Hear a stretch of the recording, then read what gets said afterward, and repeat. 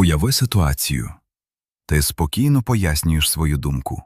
Розмова звичайна, без напруги, але раптом співрозмовник починає перебивати, говорити голосніше, сміятися або перекручувати твої слова.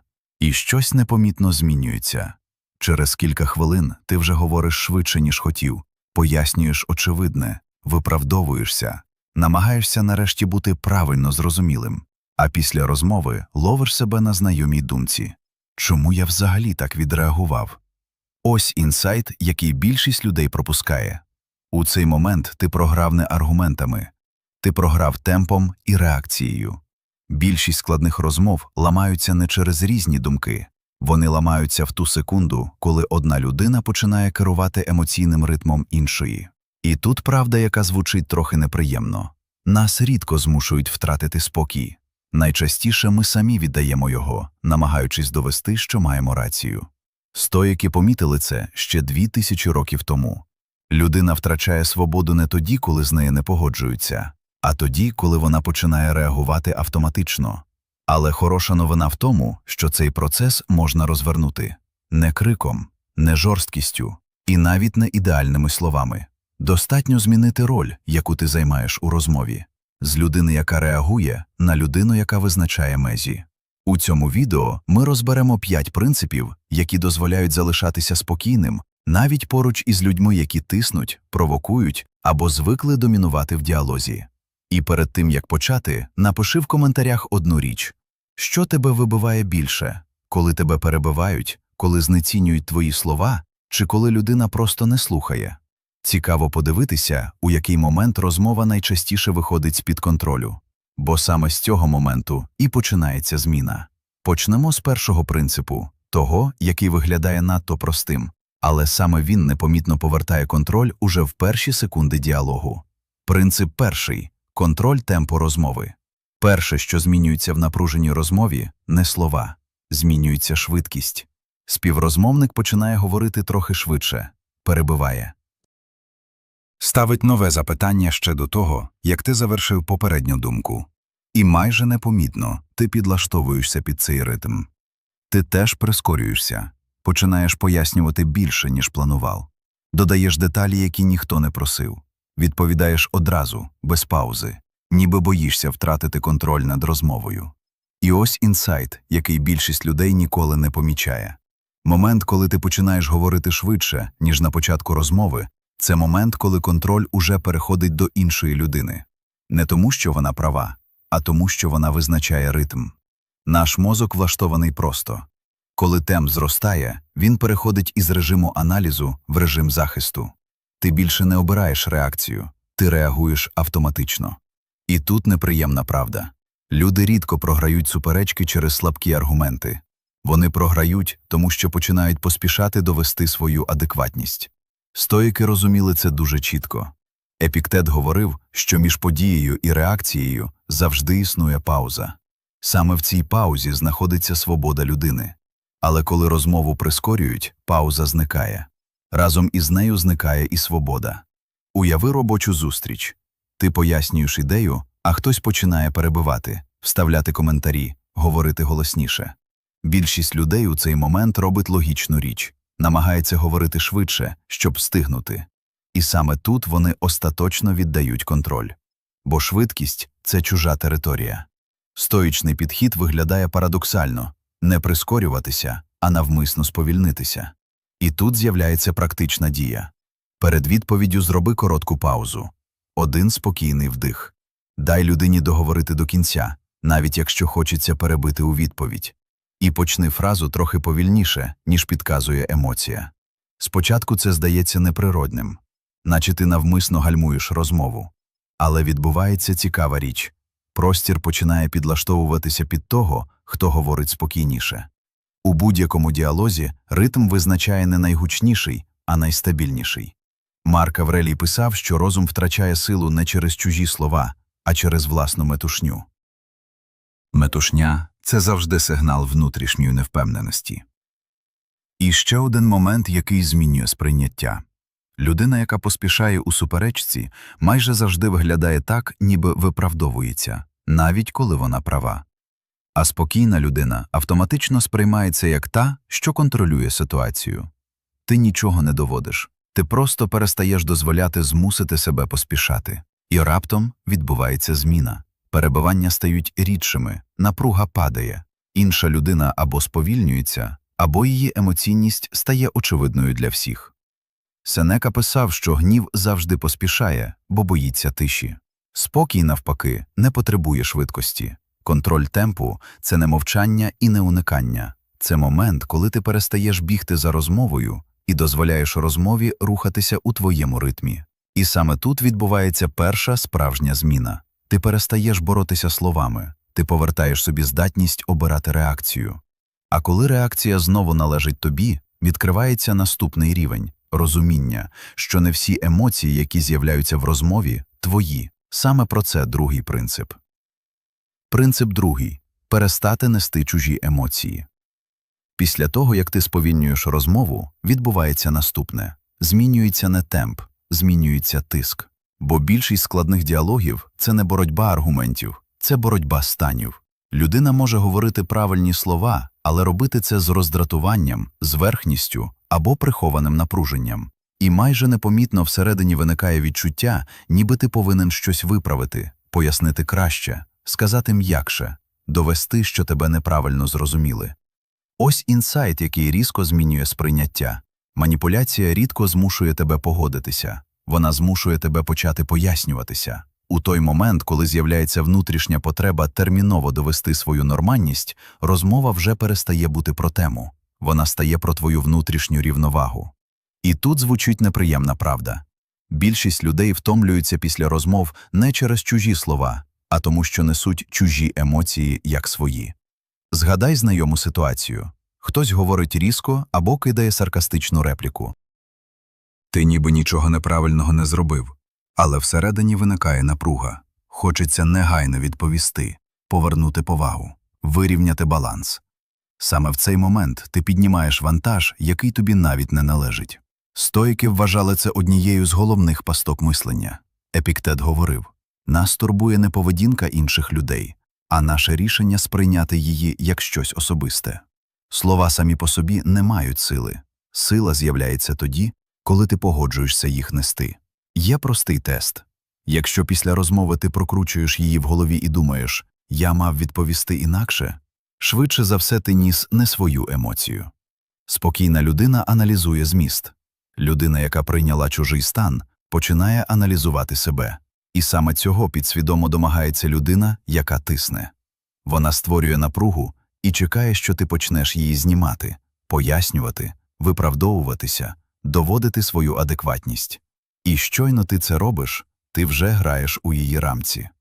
Марк Аврелій нагадував собі, коли людина поводиться різко, вона демонструє власний внутрішній стан, а не твою цінність. Це дуже звільняюча думка, бо тоді слова перестають виглядати атакою, вони стають інформацією. Ти починаєш бачити не загрозу, а сигнал. Практична частина тут проста, але незвична. У момент напруги постав собі внутрішнє питання: це справді про мене, чи це про стан цієї людини? У більшості випадків відповідь стає очевидною. Людина, яка говорить із роздратуванням, показує своє роздратування.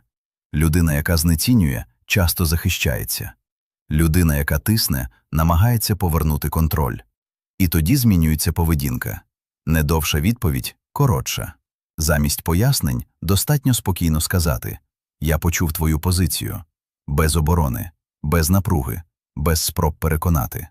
І відбувається цікава річ. Емоційний тиск працює тільки тоді, коли його підхоплюють.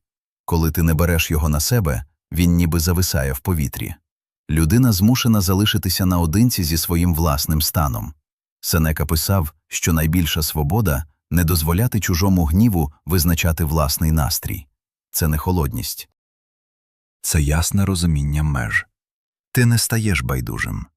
Ти просто перестаєш відповідати за те, що тобі не належить. І саме тут виникає друга велика зміна. Розмова стає тихішою. Або співрозмовник змінює тон. Або його напруга стає очевидною, навіть без твоїх слів. Бо ти більше не дзеркало його емоцій. Ти людина, яку складно розхитати. І коли це стається, відкривається наступний рівень сили – можливість визначити правила, за якими розмова взагалі може продовжуватися. Саме про це третій принцип. Принцип третій – змінити правила розмови. Є момент, коли стає зрозуміло – проблема вже не в словах. Ти пояснюєш – тебе перебивають. Відповідаєш спокійно – співрозмовник підвищує голос. Повертаєшся до теми – розмова раптом переходить на особистості. І виникає дивне відчуття. Що б ти не сказав, ситуація тільки погіршується. Ось інсайт, який більшість людей усвідомлює занадто пізно. Деякі розмови неможливо виграти, тому що вони не створені для розуміння. Вони створені для контролю. І тут люди роблять головну помилку. Намагаються перемогти всередині чужих правил. Шукають кращі аргументи, пояснюють детальніше, говорять довше. Ніби достатньо знайти правильні слова, і все зміниться. Але правда жорсткіша. Якщо правила розмови постійно змінюються, ти сперечаєшся не з людиною, ти сперечаєшся з процесом, який спеціально зроблений нестабільним. Маніпулятивний діалог завжди має одну ознаку. Межі рухаються. Тема перескакує. Тон коливається. Тебе змушують реагувати швидко, а потім звинувачують у реакції. Стоїки дивилися на це інакше. Сила – це не краща відповідь. Сила – це здатність змінити сам формат взаємодії. У певний момент потрібно перестати відповідати на зміст і звернути увагу на форму розмови. Саме тут з'являється третій принцип. Не намагайся виграти діалог. Визнач умови, за яких він може існувати. Наприклад, коли тебе перебивають або переходять на особистості, замість нового аргументу звучить коротка межа. Я готовий продовжити, коли ми зможемо говорити спокійно. Без пояснень. Без звинувачень, без агресії. І тут відбувається психологічний перелом. Раптом питання вже не в тому, хто правий. Питання, чи відповідає розмова мінімальному рівню поваги. Багато людей у цей момент відчувають внутрішній страх. Здається, ніби встановлення межі – це слабкість або втеча. Але насправді відбувається протилежне. Маніпуляція працює лише тоді, коли ти залишаєшся всередині хаотичної гри. Коли ж ти змінюєш правила, людина втрачає головний інструмент – можливість розхитувати ситуацію. Уяви суперечку, де одна сторона говорить усе голосніше, а інша раптом спокійно зупиняє процес і переводить увагу на спосіб спілкування. Напруга ніби натикається на невидиму стіну, бо тепер потрібно або заспокоїтися, або відкрито показати небажання вести діалог. Епіктет говорив, що ми не контролюємо поведінку інших людей, але завжди контролюємо те, на що погоджуємося. Межа – це момент, коли ти відкликаєш свою згоду брати участь у хаосі. І тут важлива деталь, яку більшість пропускає. Не пояснюй свою межу довго, не доводь, чому вона справедлива, не вступай у дискусію про саму межу. Щойно починаються пояснення, стара гра повертається. Сила цього принципу саме в простоті. Коротка фраза, спокійний тон і пауза. Пауза показує, що це не емоційна реакція, а усвідомлене рішення. І далі відбувається одне з двох. Або співрозмовник змінює поведінку, і розмова стає нормальною. Або ні, і тоді стає очевидно, що проблема ніколи не була в темі. У будь-якому випадку ти виграєш, бо перестаєш витрачати енергію на безкінечне доведення очевидного. Сенека писав, що мудрість – це не лише говорити правильно, а й обирати розмови, які варто продовжувати. І саме тут з'являється новий рівень сили. Ти більше не учасник конфлікту, ти людина, яка визначає межі взаємодії. А коли з'являються межі, виникає наступний крок – здатність спокійно завершити розмову, яка вже не має сенсу. Саме про це четвертий принцип. Принцип четвертий – сила завершувати розмову. Є момент у кожному конфлікті, який більшість людей відчуває дуже чітко, але майже ніколи не використовує. Ти раптом розумієш, співрозмовник більше не слухає. Він не намагається зрозуміти, не шукає рішення, не хоче ясності. Він хоче продовження. Продовження суперечки, продовження напруги, продовження емоцій. І саме тут виникає пастка, у яку потрапляє майже кожен. Бажання нарешті довести свою правоту. З'являється думка: якщо я ще трохи поясню, він зрозуміє. Якщо знайду правильні слова, ситуація вирівняється. Якщо залишися в розмові довше, справедливість переможе. Ось неприємна правда. Деякі розмови не мають завершення, тому що інша сторона його не шукає. Маніпулятивний або конфліктний діалог живиться твоєю участю. Поки ти пояснюєш, доводиш або захищаєшся, розмова живе. Як тільки ти перестаєш вкладати енергію, вона починає згасати. Стоїки вважали це моментом зрілості. Зрозуміти, що не кожна боротьба варта участі. Сенека писав, що мудра людина не витрачає сили там, де результат не залежить від неї. Продовжувати безплідну суперечку означає добровільно віддавати свій спокій. Є простий сигнал, який показує, що цей момент уже настав. Якщо ти починаєш повторювати ті самі аргументи іншими словами, розмова закінчилась, навіть якщо слова ще звучать. Ти більше не рухаєшся вперед, ти ходиш по колу. І саме тут з'являється четвертий принцип. Іноді найсильніша відповідь – це завершити розмову. Не втекти, не образитися, не грюкнути дверима. Спокійно завершити. Коротка фраза «Я не хочу продовжувати цю розмову». Без пояснень, без звинувачень, без виправдань. І головне – без злості. Це не реакція, це рішення. У цей момент відбувається сильний психологічний зсув. Конфлікт раптом втрачає головне джерело енергії – твою участь. Часто співрозмовник намагається повернути тебе назад, провокує, ставить нові питання, намагається викликати почуття провини. І саме тут проявляється справжня стоїчна сила – не пояснювати своє право піти. Марк Аврелій нагадував собі: «Ти не зобов'язаний реагувати на кожну думку, висловлену поруч із тобою». І ця ідея дає несподіване відчуття свободи. Бо ти починаєш бачити свій час і свій внутрішній стан як ресурс, а не як щось, що потрібно витрачати на кожен конфлікт. І відбувається цікава зміна. Люди починають поводитися обережніше. Не тому, що ти став жорстким, а тому, що стало зрозуміло – тебе неможливо утримувати в суперечці безкінечно. Ти більше не людина, яку можна втягнути. Ти людина, яка обирає, коли розмова закінчується. І саме це відкриває останній рівень – найспокійніший, але водночас найсильніший. Рівень, на якому тобі більше не потрібно перемагати, щоб залишатися впевненим у собі. Саме про це п'ятий принцип. Принцип п'ятий – спокійна незгода без потреби перемагати. Не кожна складна розмова – це конфлікт. Іноді перед тобою не маніпулятор і не агресивна людина. Іноді це близький друг, колега або родич. Людина, яка щиро впевнена, що знає, як правильно, і намагається переконати тебе прийняти її погляд. І саме тут більшість людей потрапляє в найтоншу пастку.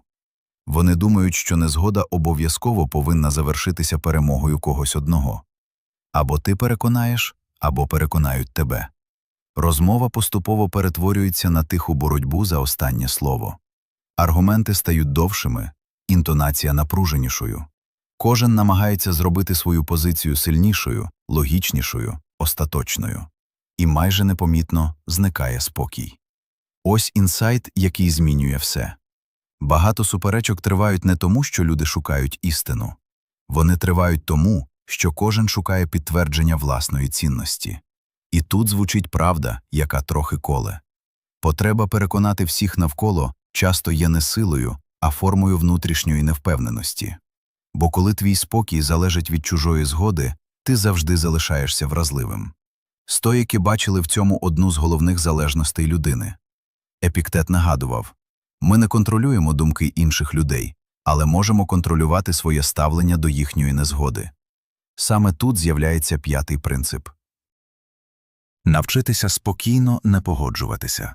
Без боротьби, без доведення, без внутрішнього напруження. Є проста фраза, яка змінює динаміку розмови. «Я розумію твою позицію, але бачу це інакше». На перший погляд вона здається занадто простою, але в ній прихована сильна психологічна конструкція. Перше, ти визнаєш іншу людину. Вона почута. Друге, ти проявляєш повагу, не атакуючи її думку. Третє, Ти чітко залишаєшся у власній позиції, без пояснень зверху, без виправдань знизу. І відбувається несподівана зміна.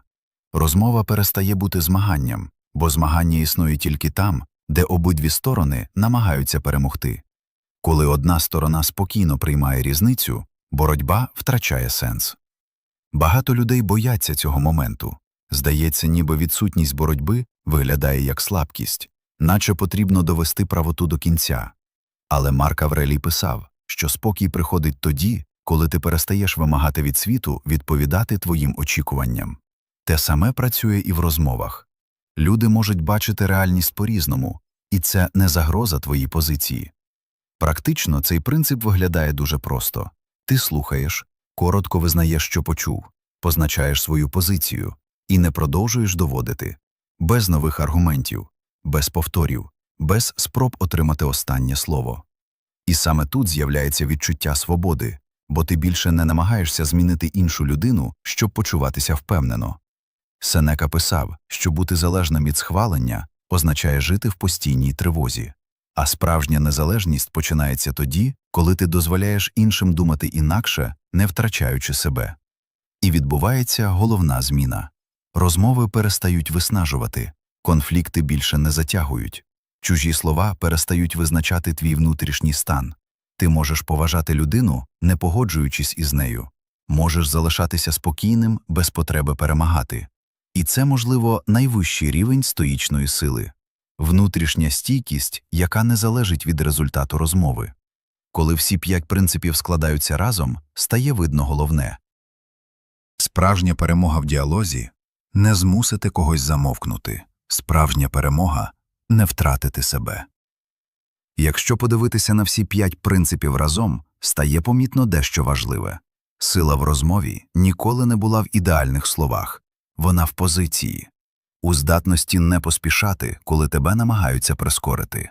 Не брати на себе чужі емоції. Встановлювати межі там, де їх намагаються стерти. Спокійно завершувати розмови, які виснажують. І залишатися собою навіть тоді, коли з тобою не погоджуються. Стоїки називали це внутрішньою стійкістю, станом, у якому зовнішній шум більше не визначає твій внутрішній порядок. І цікаво те, що після цього змінюються не лише розмови. Змінюється відчуття себе. Люди починають говорити з тобою інакше. Не тому, що ти став жорсткішим або холодним, а тому, що поруч із тобою більше не працює тиск. Ти перестаєш реагувати автоматично. А коли людина перестає реагувати автоматично, вона перестає бути зручною мішенню для чужих емоцій. І тепер найважливіше – практика. Не потрібно запам'ятовувати все одразу. Обери лише один принцип із цього відео і свідомо застосуй його вже цього тижня в реальній розмові. Просто один. І зверни увагу, як зміниться не тільки діалог, а й твоє внутрішнє відчуття контролю. Напиши в коментарях, який із 5 принципів відгукнувся найбільше – перший, другий, третій, четвертий чи 5. Цікаво подивитися, на якому етапі розмов люди найчастіше втрачають рівновагу. Твої відповіді допомагають зрозуміти, які теми варто розбирати далі. Якщо це відео було корисним, підтримай його вподобайкою і підпискою на канал. Це простий сигнал алгоритму, що такі розмови потрібні, і завдяки цьому їх побачить більше людей.